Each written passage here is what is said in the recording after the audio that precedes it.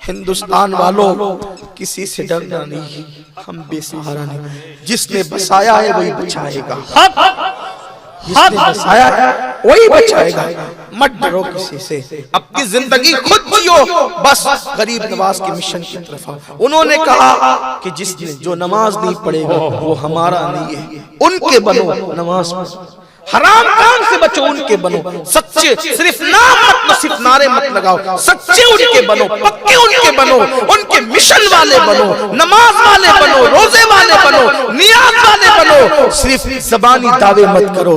جانتے ہو جس نے بسایا ہے وہی بچائے گا، کیسے بچائے گا؟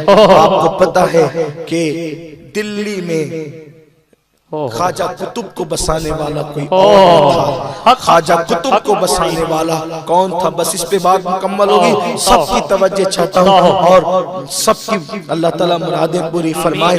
میرے خواجہ کی شان بڑی اعلیٰ، بڑی نرالی شان، سخی کا لال ہے، سخی کی اولاد ہے، اپنے دروازے سے واپس کرنا ان کے گھر کی شان نہیں ہے۔ اگر گھر میں کچھ نہیں ہوتا ہے تو دوپٹے بیچ کر کے دیے، مسلح بیچ کر دیے ہیں، اب تو خزانے لے کر اب نہ دیں گے تو کب دیں گے؟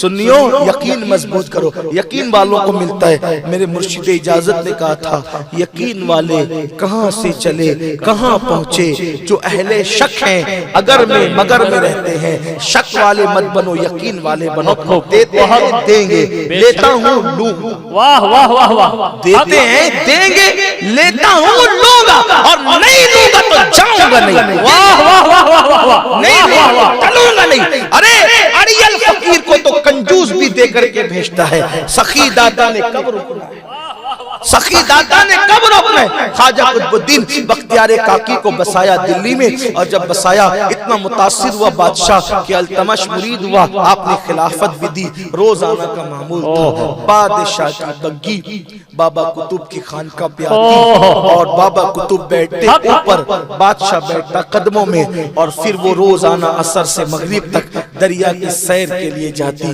وہاں کے لوگ جو پہلے سے بابا قطب سے پہلے دلی میں رہتے تھے، جب قطب الدین بختیار کاکی آئے ان کو حسد ہو گیا وہاں کے ظاہری علم والوں کو کہ یہ آیا جب سے اس نے تو ہمارا سب سپڑا صاف کر دیا، اب بادشاہ کی توجہ ہماری طرف اتنی نہ رہی، بادشاہ ادھر ہی متوجہ رہتا ہے، مرید ہو گیا نیچے بیٹھتا ہے، ان کو اوپر بٹھاتا ہے۔ سوچا ایک کام کرتے ہیں، ان کو دلی سے بھگاتے ہیں، دلی سے بھگاتے ہیں، دلی سے بھگاتے ہیں۔ ہاں کون کر رہا تھا؟ وہ سب تدبیریں کر رہے تھے، دلی سے بھگاتے ہیں۔ کیسے بھگائیں گے؟ کہا اس پہ کوئی بڑا الزام لگاؤ، دلی سے بھگانے کے لیے بڑا الزام لگاؤ۔ اب دلی سے بھگانے کے لیے الزام کیا لگائیں؟ دلی کی ایک زانیہ عورت تھی جو زنا کا کاروبار کرتی تھی، اس سے کہا تمہیں منہ مانگی قیمت دیں گے۔ دیکھو حسد کتنا گرا دیتا ہے، حسد کتنا گرا دیتا ہے کہ نیک کہلانے والوں کو بھی اتنا نیچے کر دیتا ہے۔ اور یاد رکھنا حسد والے ہمیشہ نیچے ہی رہتے ہیں، حسد کرنے والے نیچے ہی رہتے ہیں، انہیں بھی کی مانگنا ہے، ان کی کوئی اوقات نہیں ہونی ہے۔ لیکن جن کے دل حسد سے پاک ہو، جو اللہ والے ہوں، ہمیشہ وہ بلند رہتے ہیں۔ دیکھو کاٹ کر بھی نیچے ہی رہا یزید، کٹ کر بھی حسین، صحیح بک کر بھی یوسف تک پر رہے، بیچ کر بھی بھائی ہاتھ باندھ کر سامنے۔ واہ واہ واہ واہ واہ واہ، حسد یہ چیز، حسد کبھی بلندی پہ نہیں لے جا سکتے۔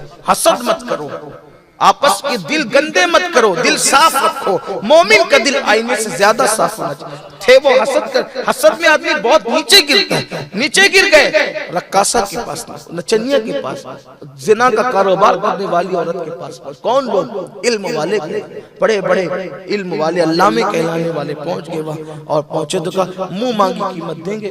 ایک کام کرنا ہے، کیا کرنا ہے؟ کام یہ کرنا ہے کہ کل جب بگی پہ بیٹھ کے قطب الدین جا رہا ہوگا بادشاہ کے ساتھ، اتنا کہنا کہ یہ تیرے پیٹ کا جو بچہ ہے وہ اس کا ہے، بس اتنا کہتے ہیں، تیرے پیٹ میں جو بچہ ہے وہ قطب الدین کا ہے۔ اتنا کہنا بس، اور کچھ نہیں کہنا. وہ تھی نچنیاں زانیاں. اتنے نیک آدمی پہ تم لوگ ایسا الزام کیوں لگاتے؟ ایسا مت. کبھی کبھی ایسا ہوتا ہے نا کہ پاپیوں کے دل اللہ والوں کے لیے کبھی کبھی زیادہ بڑے ہوتے ہیں. مجھے ایسا لگتا ہے کہ کبھی کبھی زیادہ بڑے ہوتے ہیں. کہا کہ مت ایسا کرو. کہا کہ تجھے تو رقم سے مطلب ہے، جتنا مانگیں گی دیں گے، یہ کام کرنا ہوگا تجھے. اب لیکن پھر شیطان تو اپنا کام کر ہی دیتا. وہ کوئی ولیہ تو تھی نہیں. پھر وہ لالچ میں آئی گئی اور اس نے کہا چلے ٹھیک ہے. پھر یہ ہوا کہ بگی پہ بیٹھ کر روزانہ کے معمول کی طرح جب بگی جانے لگی تو رستے میں وہ عورت کھڑی ہوئی. اور مسلمان بادشاہوں کا معمول یہ تھا، کوئی بھی آئے راستے میں اگر روک کر فریاد کرے تو اس کی فریاد ضرور سنتے تھے. وہ بھی التمش، جس کی کبھی تہجد نہ چھوٹی، جس نے کبھی نامحرم عورت پر کبھی نظر نہیں اٹھائی ہو. ایسا بادشاہ. بگی کے سامنے عورت کھڑی ہو گئی، نظریں جھک گئی. بادشاہ نے سپاہیوں سے پوچھا، پوچھو اس سے کیا فریاد لے کر آئی ہے؟ اس نے ڈرامائی انداز سے کہا بادشاہ اگر کوئی زنا کرے اسلام میں اس کی سزا کیا ہے؟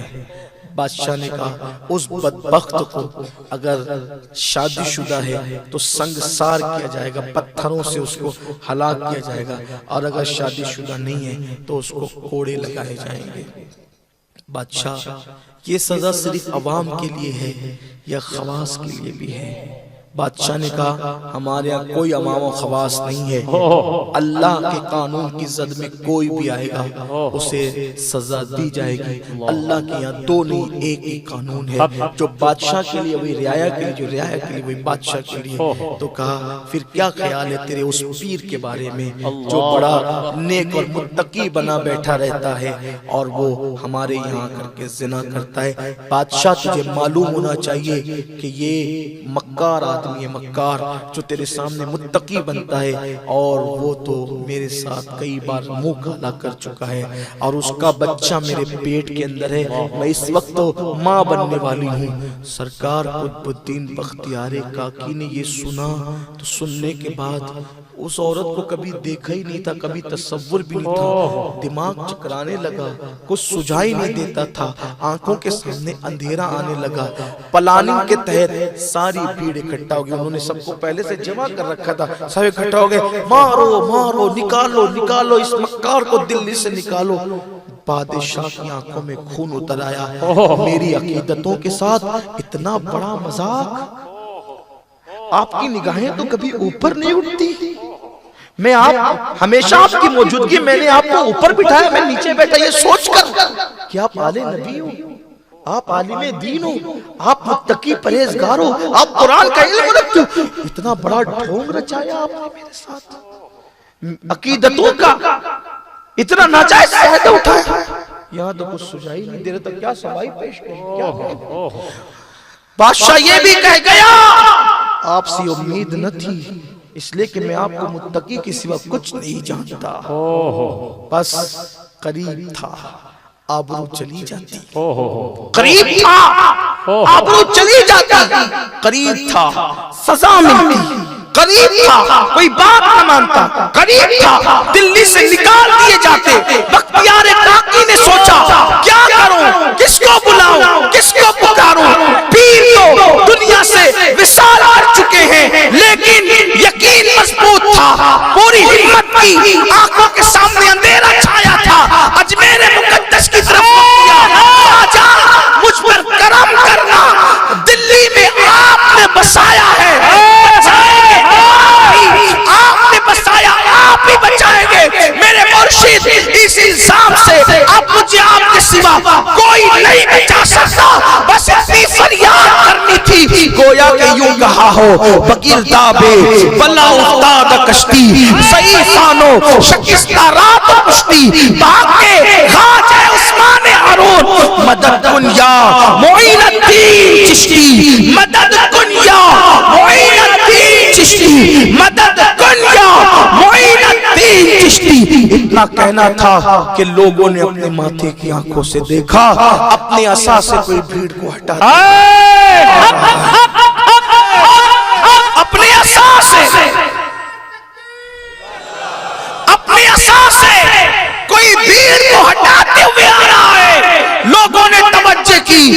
کوئی اور نہیں تھے، وہ خواجہ اجمیر چلے آ رہے ہیں۔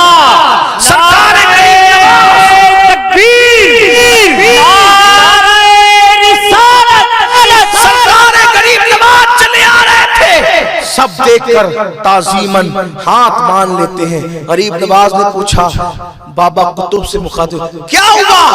آواز بھی نہیں نکلتی تھی، اپنے داتا کو، اپنے مرشد کو آتے دے، آواز بھی نہیں نکل رہی تھی، صرف ہاتھ کے اشارے سے بادشاہ اور اس عورت کی طرف ہاتھ کیا اور کچھ نہ کہہ سکے منہ سے کچھ۔ شریف آدمی کے لیے الزام ہی لگنا موت سے کم نہ تھا۔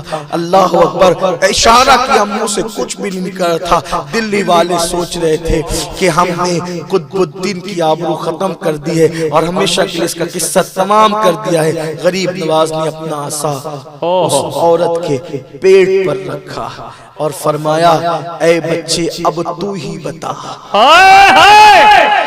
اے بچے اب تو ہی بتا تو کس کی اولاد ہے؟ اس عورت کے پیٹ سے آواز آئی یا غریب نواز، آپ کا مرید و خلیفہ تو اللہ کا ولی ہے، فلاں یہ فلاں یہ فلاں نے میری ماں کو پیسے کا لالچ دے کر ان کو الزام لگوایا ہے، اور آپ کا مرید تو پاک دامن ہے۔ جب پیٹ سے آواز آئی تو سارا معاملہ کلیئر ہو گیا، حضرت بختیار کاکی کی عزت میں اور اضافہ ہو گیا۔